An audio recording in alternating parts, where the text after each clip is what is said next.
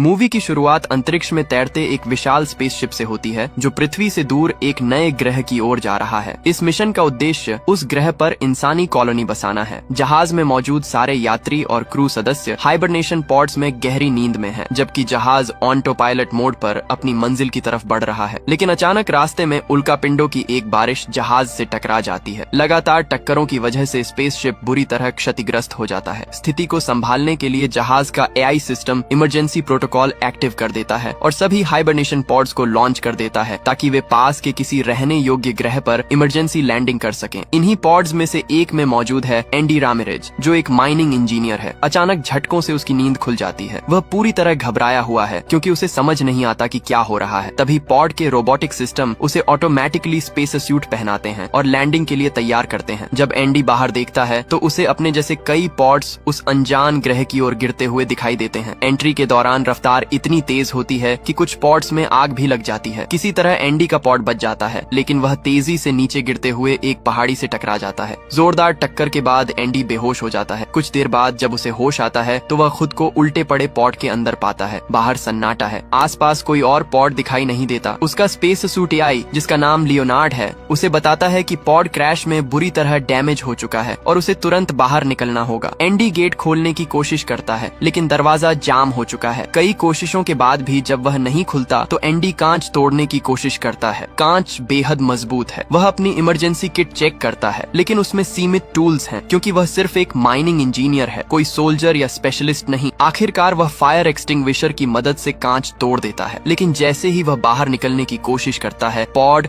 और खिसक कर पलट जाता है। इस दौरान उसका सूट फट जाता है और ऑक्सीजन तेजी से लीक होने लगती है। लियोनार्ड तुरंत चेतावनी देता है कि उसकी ऑक्सीजन तेजी से खत्म हो रही है। घबराहट में एंडी सूट पर रिपेयरिंग स्प्रे लगाता है, जिससे अस्थायी रूप से लीक बंद हो जाता है। बड़ी मुश्किल से वह पॉड से बाहर निकल आता है। बाहर का नजारा बेहद अजीब और डरावना है। वातावरण सांस लेने लायक नहीं है। दूर दूर तक बंजर और चट्टानी जमीन फैली हुई है। तभी आसमान में उनका मुख्य स्पेसशिप दिखाई देता है, जो कुछ ही देर में इस ग्रह पर आकर क्रैश हो जाता है। एंडी लियोनार्ड से पूछता है कि वे कहाँ हैं। लियोनार्ड बताता है कि यह एक अनजान ग्रह है जिसके बारे में इंसानों के पास कोई पुख्ता जानकारी नहीं है। ये सुनकर एंडी की चिंता और बढ़ जाती है। तभी उसे दूर कहीं रोशनी जैसी कुछ चमकती दिखाई देती है। उम्मीद की एक किरण के साथ वह उस दिशा में बढ़ने का फैसला करता है। रास्ते में उसे जहाज का जला हुआ मलबा और एक और क्रैश हुआ पॉड मिलता है। वह अंदर झांकता है। एक मृत यात्री दिखाई देता है। ये देखकर एंडी बुरी तरह घबरा जाता है। वह उस पॉड से ऑक्सीजन टैंक निकालने की कोशिश करता है, लेकिन टैंक फटा हुआ है और पूरी ऑक्सीजन निकल चुकी है। निराश होकर वह फिर उसी चमकती रोशनी की ओर बढ़ता है। इस बीच तेज तूफान जैसी परिस्थितियां भी सामने आती हैं, जिससे चलना और मुश्किल हो जाता है। आखिरकार वह उस रोशनी तक पहुंचता है। पास जाकर उसे पता चलता है कि वे लाइट्स किसी और सर्वाइवर ने लगाई है। एंडी किसी इंसान को जिंदा देखकर राहत की सांस लेता है। उसने एक अस्थायी कम्युनिकेशन सेटअप तैयार किया था, जिसकी मदद से वह पृथ्वी पर एसओएस सिग्नल भेजने की कोशिश कर रही थी। फिलहाल इंतजार, हम पृथ्वी से बहुत दूर हैं। हमारा मैसेज वहां तक पहुंचने में लगभग 8 महीने लेगा और अगर उन्होंने तुरंत रेस्क्यू मिशन भेज भी दिया तो यहाँ तक आने में 1.5 से 2 साल लग सकते हैं। एंडी हैरान रह जाता है। हम इतने साल यहाँ जिंदा कैसे रहेंगे, बिना खाने बिना पानी? अगर हमें जिंदा रहना है तो हमें सरवाइव करना होगा। जो भी करना पड़े हम करेंगे। क्रैश हुए जहाज में सप्लाई, ऑक्सीजन और सर्वाइवल गियर मिल सकता है। हमें हार नहीं माननी है। एंडी इस सच्चाई से अंदर तक हिल जाता है। इसी बीच एंडी अपने सूट की लाइट्स का कनेक्शन ठीक कर रहा होता है। तभी अचानक उसके पीछे से तेज हलचल होती है। वह कुछ समझ पाता उससे पहले ही कोई अनदेखी ताकत पॉड को जोर से झटका देती है। लाइट्स टिमटिमाने लगती हैं। एंडी मुड़कर देखता है, लेकिन अंधेरे और धूल के बीच उसे कुछ साफ दिखाई नहीं देता। कुछ सेकंड पहले तक जो कनेक्शन साफ था, अब सन्नाटा छा जाता है। घबराकर एंडी इधर उधर देखता है। उसे लगता है शायद सिग्नल में दिक्कत आई है। वह फिर से कनेक्शन चेक करता है। उसी दौरान उसे पता चलता है कि पृथ्वी के लिए भेजा गया मैसेज पूरी तरह तैयार है। समय बर्बाद किए बिना वह ट्रांसमिशन शुरू कर देता है। मैसेज अंतरिक्ष की गहराइयों में भेज दिया जाता है, एक उम्मीद के सहारे। तभी लियोनार्ड चेतावनी देता है, ऑक्सीजन स्तर कम हो रहा है, आपको जल्द ही सप्लाई की जरूरत पड़ेगी। अब एंडी के पास समय बहुत कम है। उसे याद आता है मुख्य स्पेसशिप के मलबे में सर्वाइवल सप्लाई हो सकती है।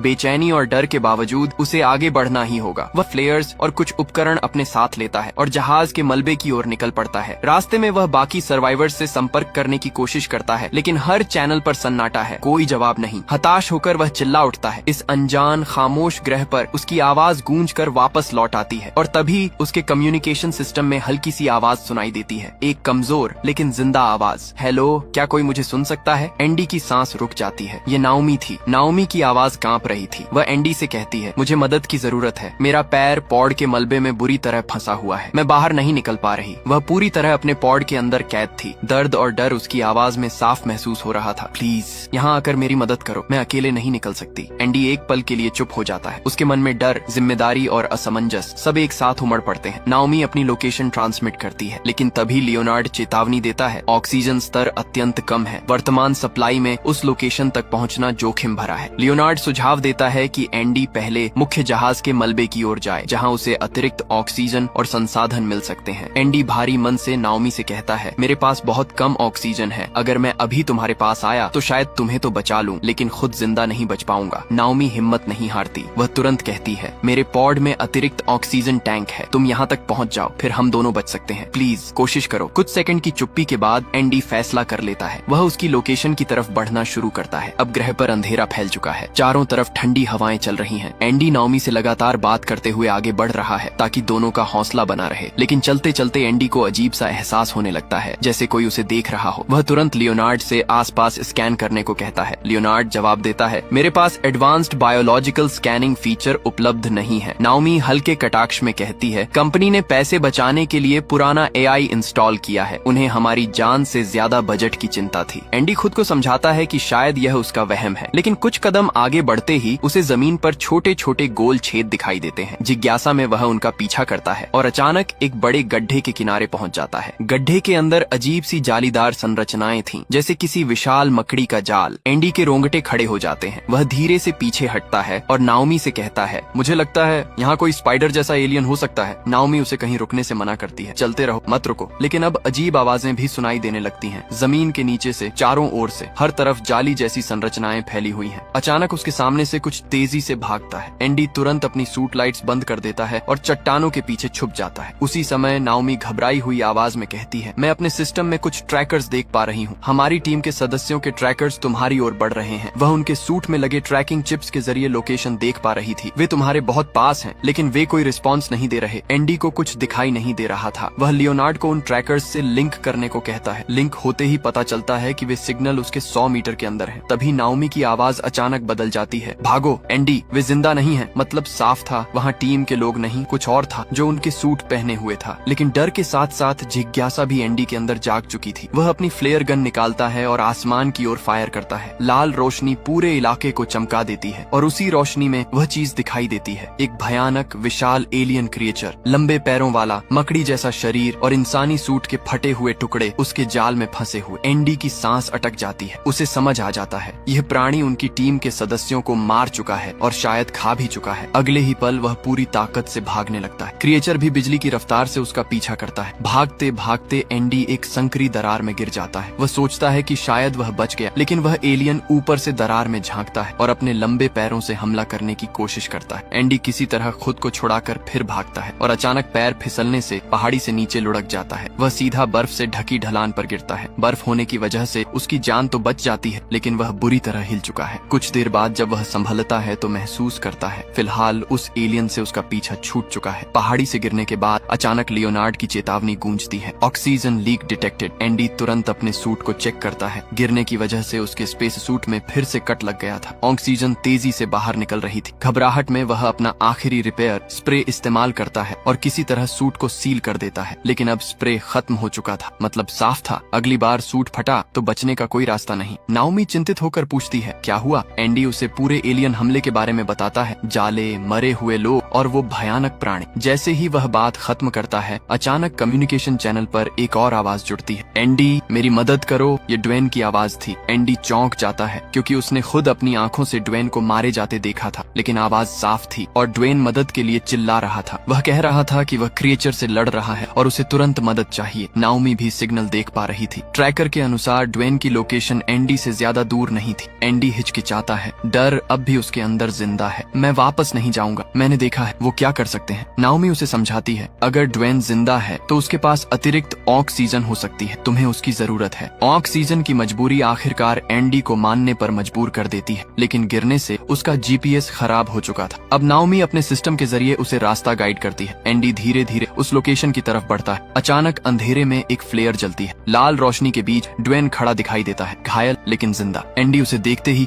उसकी तरफ भागता है और तभी अचानक पीछे से वही विशाल एलियन क्रिएचर ड्वेन पर झपट पड़ता है। एक ही पल में वह उसे जमीन पर गिराकर चीर फाड़ देता है। एंडी डर के मारे एक क्रैश हुए पॉड के पीछे छिप जाता है। उसके सामने ड्वेन का भयानक अंत हो जाता है, लेकिन खतरा अभी टला नहीं था। एक दूसरा क्रिएचर उसकी मौजूदगी भांप लेता है और उसकी तरफ बढ़ने लगता है। एंडी की सांसें तेज हो जाती हैं। तभी पास में पड़ा एक पॉड अचानक एक्टिव हो जाता है। उसकी लाइट्स ब्लिंक करने लगती हैं। क्रिएचर का ध्यान भटक जाता है और वह उस पॉड पर हमला कर देता है। असल में नाओमी ने रिमोटली उस पॉड को एक्टिव किया था ताकि एंडी को भागने का मौका मिल सके। वह टीम की सुपरवाइजर थी, इसलिए उसके पास सिस्टम एक्सेस था। एंडी तुरंत दूसरे पॉड के अंदर घुसकर छिप जाता है, लेकिन तभी गलती हो जाती है। नाओमी दूसरा पॉड एक्टिव करने की कोशिश में उसी पॉड को ऑन कर देती है जिसमें एंडी छिपा हुआ था। अंदर लाइट्स ब्लिंक करने लगती हैं। क्रिएचर अब सीधे उसी पॉड की तरफ बढ़ रहे थे। अंदर एक मृत शरीर भी पड़ा था और उस अंधेरे बंद जगह में एंडी का डर कई गुना बढ़ जाता है। वह नाओमी से कहता है, इसे बंद करो जल्दी, लेकिन सिस्टम रिस्पॉन्ड नहीं करता। अब एंडी को लगता है यही उसका अंत है। आखिरी कोशिश में नाओमी सारे पॉड्स एक साथ एक्टिव कर देती है। चारों तरफ लाइट्स ब्लिंक करने लगती हैं। क्रिएचर कंफ्यूज हो जाते हैं और अलग अलग दिशाओं में बंट जाते हैं। यही मौका देखकर एंडी पूरी ताकत से भागता है, लेकिन कुछ क्रिएचर उसे देख लेते हैं और फिर से पीछा शुरू कर देते हैं। भागते भागते एंडी अचानक एक धुंधले इलाके में पहुंच जाता है। चारों तरफ घना फॉग। क्रिएचर उस सीमा तक आते हैं, लेकिन एक कदम भी अंदर नहीं रखते। वे वहीं से वापस मुड़ जाते हैं। एंडी हैरान है। तभी उसे आसपास चमकते हुए जुगनू दिखाई देते हैं, बेहद खूबसूरत नीली हरी रोशनी बिखेरते हुए। कुछ पल के लिए वह इस सुंदर दृश्य में खो जाता है, लेकिन अचानक उन जुगनुओं का रंग लाल हो जाता है और अगले ही सेकंड वे झुंड बनाकर एंडी पर हमला कर देते हैं। वे साधारण जुगनू नहीं थे, वे आक्रामक जीव थे। एंडी किसी तरह खुद को बचाते हुए आगे बढ़ता है। नाओमी अनुमान लगाती है शायद क्रिएचर इनसे डरते होंगे, इसलिए वे फॉग एरिया में नहीं आए। लेकिन तभी एंडी को जमीन के अंदर से गहरी घरघराहट सुनाई देती है। वह कहता है, नहीं, वे जुगनुओं से नहीं डर रहे थे, वे किसी और चीज से डर रहे थे। और अगले ही पल जमीन उसके नीचे हिलती है। अचानक मिट्टी फटती है और एक विशाल कीड़े जैसा प्राणी नीचे से निकलकर अपना जबड़ा खोल देता है। वह एंडी को कमर से जकड़ लेता है। एंडी हिल भी नहीं पा रहा। उसका शरीर आधा उस प्राणी के जबड़े में फंस चुका है। नाओमी की सांसें तेज हो जाती हैं। वह दूर बैठी कुछ भी नहीं कर पा रही। एंडी समझ ही नहीं पाता कि उसके साथ हो क्या रहा है। पलक झपकते ही वह विशाल भूमिगत प्राणी उसे पूरी तरह अपने जबड़े में खींच लेता है। अब एंडी आधा नहीं, पूरा उसके मुंह के अंदर था। अंधेरा, बदबू और दम घुटने वाली जगह। घबराहट इतनी बढ़ जाती है कि उसका दिल बेकाबू हो जाता है। लियोनार्ड तुरंत चेतावनी देता है, हार्ट रेट क्रिटिकल स्तर पर है। एंडी को पैनिक अटैक आने लगता है। उसे संभालने के लिए लियोनार्ड उसके सूट के जरिए एक जोरदार इलेक्ट्रिक शॉक देता है, लेकिन वो झटका सिर्फ एंडी तक सीमित नहीं रहता। करंट उस प्राणी के जबड़ों तक भी पहुंच जाता है। शॉक इतना तेज होता है कि वह विशाल जीव तड़प उठता है और अगले ही पल एंडी को जोर से बाहर उगल देता है। एंडी जमीन पर गिरता है, हांफता हुआ। उसे यकीन ही नहीं होता कि वह मौत के मुंह से वापस आया है, लेकिन खतरा अभी खत्म नहीं हुआ था। वह तुरंत भागकर पास की एक गुफा में घुस जाता है। अंदर वही चमकते जुगनू थे जो पहले नीली रोशनी बिखेर रहे थे। जैसे ही वे एंडी को देखते हैं, उनका रंग लाल हो जाता है और फिर झुंड बनाकर उस पर हमला कर देते हैं। एंडी जमीन पर रेंगते हुए, हाथों से उन्हें हटाते हुए किसी तरह गुफा की दूसरी तरफ निकल जाता है। आखिरकार वह उस फॉग वाले इलाके से बाहर आ जाता है। तभी लियोनार्ड की आवाज फिर गूंजती है, ऑक्सीजन स्तर 3%। इतनी कम ऑक्सीजन में वह नाओमी तक नहीं पहुंच सकता। लियोनार्ड सलाह देता है कि वह पास के मुख्य जहाज के मलबे की ओर जाए। नाओमी भी कहती है, पहले खुद को बचा, लेकिन एंडी मना कर देता है। उसे पता है क्रिएचर लगातार पॉड्स पर हमला कर रहे हैं। अगर उसने देर की तो नाओमी नहीं बचेगी। वह अपनी बची खुची ताकत जुटाकर उसकी ओर दौड़ पड़ता है। रास्ते में उसकी ऑक्सीजन पूरी तरह खत्म हो जाती। अब वह सिर्फ सूट में बची थोड़ी सी प्रेशर सपोर्ट के भरोसे भाग रहा है। उसकी सांसें टूटने लगती हैं, नजर धुंधली पड़ने लगती है, लेकिन आखिरकार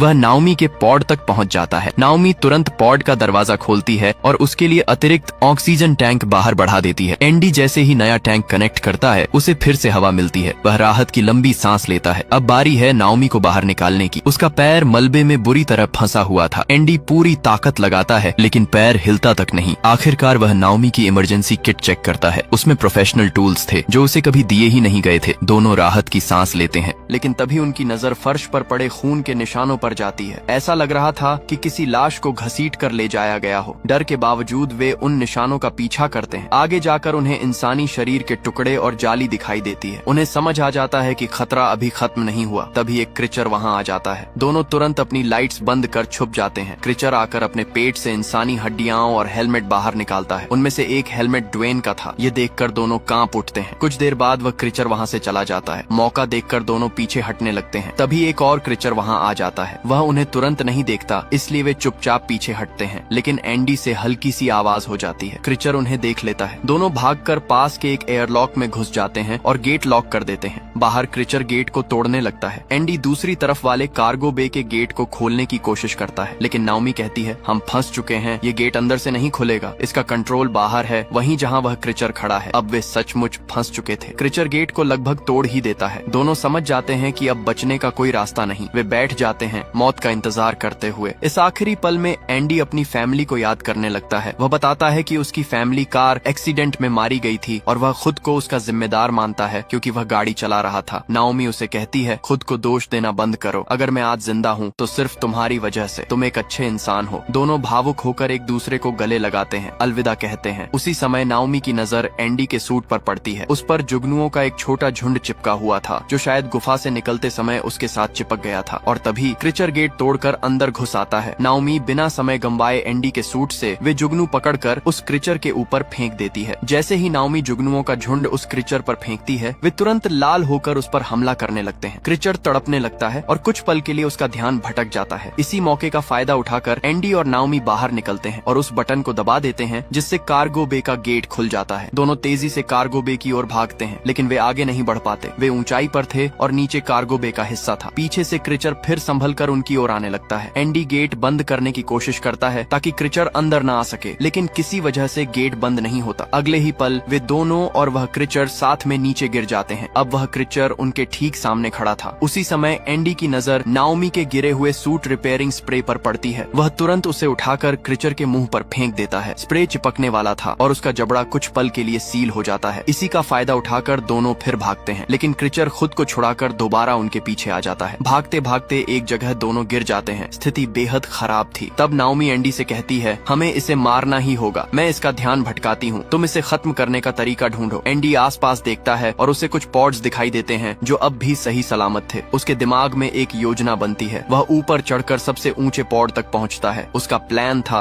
उस पॉड को क्रीचर पर क्रैश करके उसे मार देना। वह नाओमी को अपना प्लान बताता है। इस बीच नाओमी क्रीचर से बचते हुए भाग रही थी। वह एंडी से कहती है कि कार्गो बे की सारी लाइट्स बंद कर दे, क्योंकि क्रीचर अंधेरे में ठीक से नहीं देख पाता। अचानक क्रीचर नाओमी पर वार करता है और उसकी ओर बढ़ने लगता है। उसी समय एंडी सारी लाइट्स ऑफ कर देता है। अंधेरा छा जाता है। क्रीचर ठीक से देख नहीं पा रहा था, लेकिन फिर भी नाओमी की दिशा में बढ़ रहा था। नाओमी की नजर ऊपर रखे एक टूटे हुए बॉक्स पर पड़ती है। वह जल्दी से उसमें घुस जाती है और बाल बाल बचती है। उधर एंडी पॉड को स्टार्ट करने की कोशिश करता है, लेकिन पावर कट की वजह से वह चालू नहीं होता। वह पावर सिस्टम को दोबारा चालू करने का सोचता है, लेकिन लियोनार्ड बताता है कि इसमें 15 मिनट लग सकते हैं और उनके पास इतना समय नहीं था। तब सुझाव आता है, सूट की बैटरी से पॉड को डायरेक्ट पावर दी जा सकती है, लेकिन इसके लिए एंडी को पॉड के अंदर बैठना होगा। मतलब साफ था, उसे उसी पॉड में बैठकर उसे क्रीचर पर क्रैश करना होगा और इसमें उसकी जान भी जा सकती थी। एंडी बिना झिझक मान जाता है। वह पॉड के अंदर बैठता है, अपना सूट सिस्टम से कनेक्ट करता है। पॉड लॉन्च के लिए तैयार हो जाता है। उधर नाओमी ऊपर की लाइट्स ऑन करके क्रीचर को अपनी ओर खींचती है ताकि एंडी सही निशाना लगा सके। सही मौका देखते ही एंडी पॉड लॉन्च कर देता है। लॉन्च के उसी पल उसे अपनी फैमिली की याद आती है। वह कार एक्सीडेंट जिसमें उसने उन्हें खो दिया था। अगले ही सेकंड पॉड तेज रफ्तार से जाकर सीधे उस क्रीचर से टकराता है। भयानक धमाका होता है। क्रीचर वहीं खत्म हो जाता है। नाओमी दूर जाकर गिरती है। कुछ पल बाद वह उठती है और दौड़कर उस जगह पहुंचती है जहां पॉड क्रैश हुआ था। एंडी अब भी पॉड के अंदर था। वह उसे हिलाती है, लेकिन वह आंखें नहीं खोलता। नाओमी टूट जाती है। उसकी आंखों से आंसू बहने लगते हैं, लेकिन तभी एंडी धीरे धीरे अपनी आंखें खोलता है। वह सिर्फ बेहोश हुआ था। उसे जिंदा देखकर नाओमी की आंखों में राहत और खुशी दोनों आ जाती है। कुछ देर बाद वे दोनों जहाज के बाहर खड़े होते हैं। अब सुबह हो चुकी थी। एंडी कहता है, मैंने ड्वेन की बनाई मशीन से धरती पर मैसेज भेज दिया था। कुछ सालों में रेस्क्यू टीम यहाँ पहुँच जाएगी। तब तक हमें यहीं सर्वाइव करना होगा। दोनों एक दूसरे को देखते हैं, थके हुए लेकिन जिंदा। और इसी उम्मीद भरे सीन के साथ मूवी खत्म होती है। अगर आपको यह मूवी पसंद आई हो तो वीडियो को लाइक करें, चैनल को सब्सक्राइब करें और कमेंट में जरूर बताएं कि आपको ये कहानी कैसी लगी। हम मिलेंगे अगली किसी इंटरेस्टिंग मूवी के साथ। तब तक के लिए बाय बाय।